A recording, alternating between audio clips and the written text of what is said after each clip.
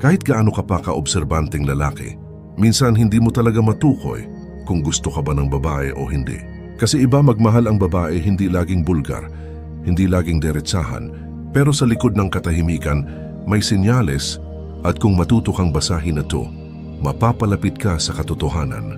Kaya sa video na ito, ibubunyag natin ang 5 senyales na gusto ka ng babae, kahit hindi niya inaamin. Ang pagiging lalaki sa modernong panahon ay hindi lang tungkol sa panlabas na anyo, kundi sa lalim ng pag-unawa mo sa sarili, sa mundo, at sa mga babae. Bilang isang lalaki na naglalakad sa landas ng stoicismo, alam mong ang emosyon ay hindi dapat pinapangunahan ng kilos, ngunit hindi ibig sabihin nito na bulag ka sa mga palatandaan. Kung gusto ka ng isang babae, hindi niya laging sasabihin ito. Hindi niya laging aaminin, pero ang katawan niya, ang mga kilos niya at ang kanyang subconscious nagsasabi ng totoo. Ang babaeng may pagtingin sa'yo ay may mga senyales at kung ikaw ay may sapat na kamalayang pansarili, mararamdaman mo ito.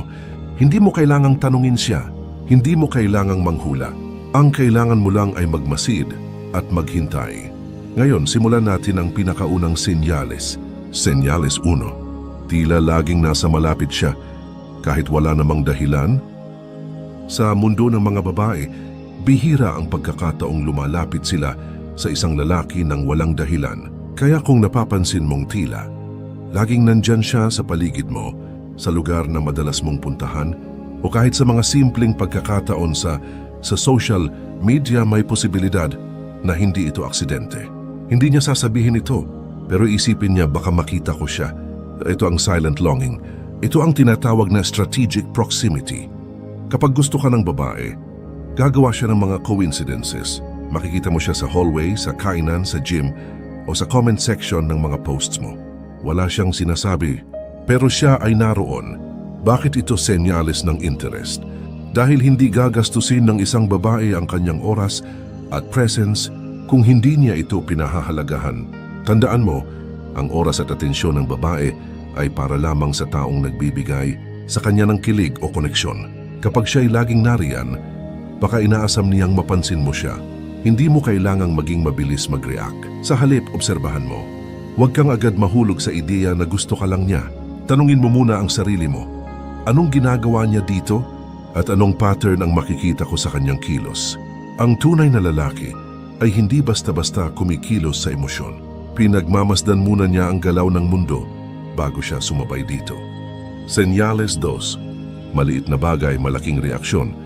Kapag lahat ng sabi mo may epekto sa kanya, minsan may mga bagay kang binabanggit na simpleng joke lang, pero napapansin mong parang ibang level ang reaksyon niya. Tumatawa siya ng sobra kahit di naman sobrang nakakatawa. O kaya naman, konting banat mo lang, biglang tatahimik, magkakatinginan kayo. At parang may mabigat na meaning sa mata niya. Bakit ganito? Kasi kapag gusto ka ng babae, hypersensitive siya sa bawat sinasabi mo. Ang simpleng salitang galing sa taong may espesyal na lugar sa kanyang puso ay nagiging parang bombang may emotional na impact. Psychological insight, the mirror effect. Kapag interesado ang isang tao, tinutuntun nila ang bawat salita mo. Gumagamit sila ng tinatawag na mirror neurons, kung saan ang emosyon mo ay nagiging emosyon din nila. Kapag masaya ka, masaya rin siya. Kapag seryoso ka, bigla rin siyang natutulala. This is not just attraction. This is emotional synchronization. Mga halimbawa ng senyales, nagkwento ka ng childhood memory at bigla siyang naging invested. Nag-comment ka lang ng mukhang antok ka at bigla siyang naging conscious. May sinabi kang plano tapos nagtanong siya ng marami detalye. Date, sino kasama, bakit, paano? Hindi yan dahil chismosa siya. Curious siya sa'yo at gusto niyang maging bahagi ng mundo mo. Stoic angle emosyon. Bilang reflection, hindi kumpirmasyon. Ang lalaking matatag sa sarili ay hindi agad nagpapadala sa emosyon ng iba, pero ginagamit niya ito bilang window sa katotohanan. Hindi mo kailangang magtanong ng direkta, gusto mo ba ako? Mas maigi kung titingnan mo, paano siya nagre-react sa mga kilos ko. Ito ang wisdom ng isang lalaking hindi nagpapadala sa bugso ng damdamin. Ang stoic ay kalmado pero malalim ang obserbasyon. Isang real-life scenario. Isipin mo ito, may babaeng kasama ka sa barkada. Biro lang ng tropa ang pinag-uusapan, pero nung ikaw na ang nagsalita, Iba ang titig niya. Para bang sa dami ng boses sa paligid, sa iyo lang siya nakafocus. Tapos may sinabi kang plano mong mag-travel at agad siyang nagtanong, "Kailan? Saan ka pupunta?" Ikaw lang? Akala mo simpleng usisa lang. Pero sa totoo lang, ini-imagine ka na niyang umaalis at baka hindi niya alam kung kaya niyang di ka makita. Guidance sa mga lalaki. Kung ang bawat salita mo ay may epekto sa kanya mapagalit, kilig, lungkot o hiya, malaking senyales yan.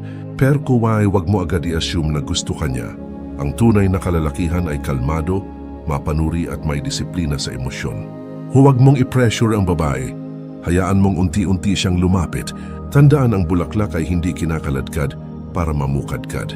Pinapanood lang natin habang dahan-dahan itong bumubukas. Senyales 3. Social media signals. Pansin ka sa lahat pero hindi ka tag. Tahimik siya sa personal. Pero sa social media nandoon siya. Isa siya sa unang nag-review ng story mo. Madalas siyang mag-like. Minsan mag-react pa pero never siya nagko-comment.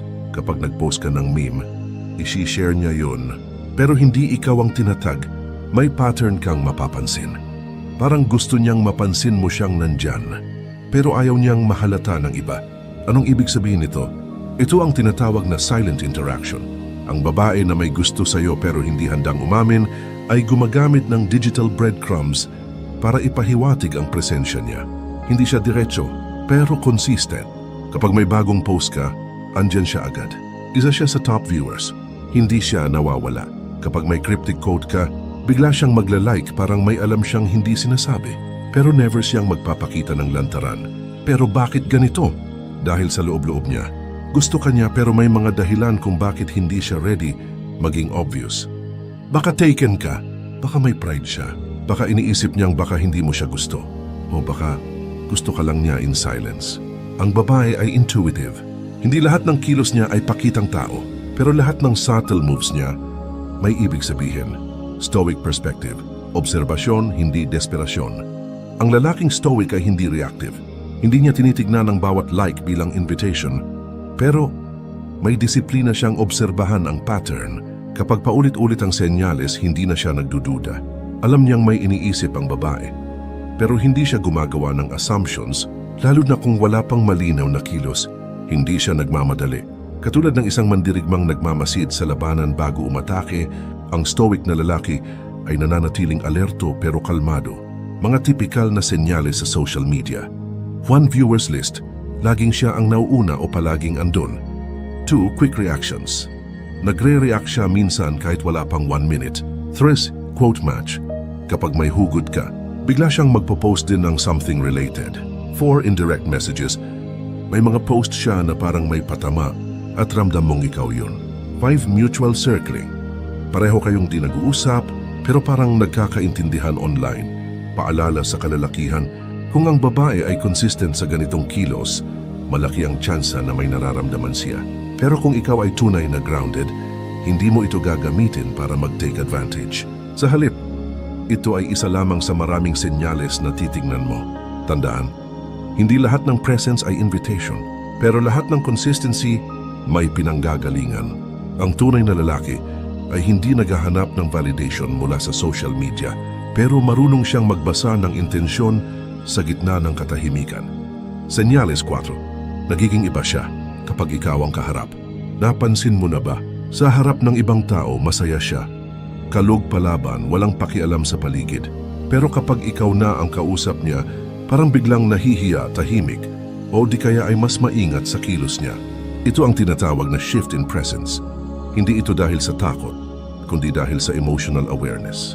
Alam niya na iba ang dating mo sa kanya.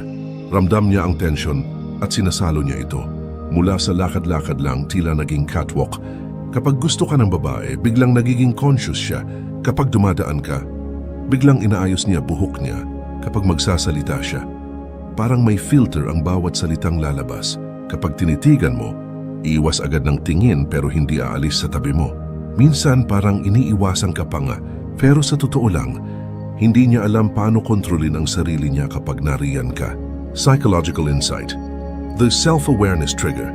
Kapag ang isang babae ay attracted, nagiging alerto ang utak niya sa bawat galaw niya. Kahit subconscious lang ito, ramdam niyang may tension kapag kaharap ka. Kaya kahit wala ka pang ginagawa, nagkakaroon siya ng micro-reactions. Mapapansin mong tumatahimik siya kapag ikaw na ang nagsalita. Nahuhuli mo siyang tumitingin sa'yo pero mabilis ding iiwas. O kaya naman, biglang nagiging clumsy siya kapag nasa paligid ka. Hindi yan kahinaan. Isa yan sa pinakamatitinding senyales na may nararamdaman siya dahil ikaw lang ang kayang baguhin ang natural niyang flow. Stoic reflection. Kapag ang mundo ay tahimik, doon ka makikinig. Ang lalaki na rooted sa stoicism ay hindi basta nadadala sa surface behavior. Ang mga taong tahimik sa paligid natin, minsan sila ang pinakamaingay sa loob. Kaya kapag napansin mong iba ang kilos niya sa harap mo, huwag mo itong balewalain. Minsan ang katahimikan ay isang uri ng sigaw. Minsan ang pag-iwas ay isang uri ng paglapit. Senyales 5. Nagiging support system mo siya kahit hindi mo hiningi. Ito ang senyales na hindi napapansin ng karamihan. Pero sa mata ng isang lalaking observant, ito ay matibay na indicator. Kapag gusto ka ng babae, nagkakaroon siya ng emotional investment sa'yo. Ibig sabihin, kahit hindi mo siya tinatawag, kusa siyang nagbibigay ng support emotional man, moral o kahit simpleng tanong na, okay ka lang ba? Hindi siya tagahanga tagapagbantay siya, hindi lang siya basta nagla-like sa posts mo. Siya rin ang unang tatanong kapag may problema ka. Siya ang magko-comment ng encouragement sa mga bagay na pinagdadaanan mo. At kung may hindi magandang nangyari sa'yo, siya ang unang magsisend ng stay strong o nandito lang ako ha. Hindi niya sasabihin diretso na gusto ka niya, pero ginagawa niya ang mga bagay na usually ginagawa lang ng mga taong may pakialam. Stoic perspective. Ang totoong koneksyon hindi inuutusan. Hindi mo kailangan manghingi ng tulong sa isang babaeng may gusto sa'yo. Kusang lalapit yan, kusang magpaparamdam. Hindi mo kailangang mag-explain. Ang presensya niya, regalo na. At kung ikaw ay isang lalaki na grounded at hindi needy, marunong kang tumanggap ng hindi umaasa, pero marunong magpasalamat. Mga halimbawa ng support na di mo inaasahan. 1. Bigla ka na lang may natanggap na encouraging message mula sa kanya after mo mag-post ng negative thoughts. 2. Nung may sakit ka o may pinagdadaanan, siya ang nag-follow up kung okay ka na. 3. Kahit sa group setting, siya ang unang nagtatanggol o kumakampi sa'yo kapag may biruan o tension. Reminder para sa lalaki, hindi lahat ng babae ay expressive sa salita, pero may mga babae na nagmamahal sa pamamagitan ng pagkalinga. Kapag nakita mong may babaeng consistent na nagbibigay ng ganyan, hindi dahil close kayo, kundi dahil kusa siya, maaring may mas malalim siyang dahilan. Pero huwag mong samantalahin. Ang stoic na lalaki ay nagpapasalamat, pero hindi umaabuso. Closing reflection. Ang lalaki na marunong magmasid. Hindi mo kailangang maging gwapo, mayaman, o madaldal para mapansin ng isang babae. Minsan, ang tahimik mong presensya, ang pagiging grounded mo, at ang lalim ng pag-unawa mo sa paligid ay sapat para kumonekta siya sa'yo kahit hindi niya sabihin ng diretsyo. Ang babae, tulad ng kalikasan, ay hindi laging nagsasalita gamit ang salita. Gumagamit siya ng senyalis, kilos, tingin, distansya, at presensya. Kapag marunong kang makinig, kahit sa katahimikan, malalaman mong hindi mo na kailangang tanungin kung gusto ka niya. Pero ito ang paalala. Huwag mong gawing misyon ang hanapin ang senyalis. Gawin mong misyon ang pagbuo sa sarili mo, maging lalaki kang may halaga. Hindi dahil hinahanap mo ang pagmamahal ng iba, kundi dahil mahalaga ka kahit walang nakakakita. Kaya kung sa palagay mo ay may babae sa buhay mo na nagpapakita ng ganitong mga kilos, tanungin mo ang sarili mo. Handa ba akong mahalin hindi dahil kailangan ko, kundi dahil ako'y buo na? Kasi ang tunay na lalaki, ang stoic na kalmado pero matatag, ay hindi naghahanap ng atensyon. Pero kung ito'y ibinibigay, marunong siyang pahalagahan ito. Kung may natutunan ka sa video na ito, huwag kalimutang i-like, i-share, at i-subscribe ang channel. Marami pa tayong pag-uusapan tungkol sa stoicism, pagkatao, at ang misteryong likas sa babae. At kung may senyalis kang naranasan na gusto mong i-share, comment mo lang sa baba.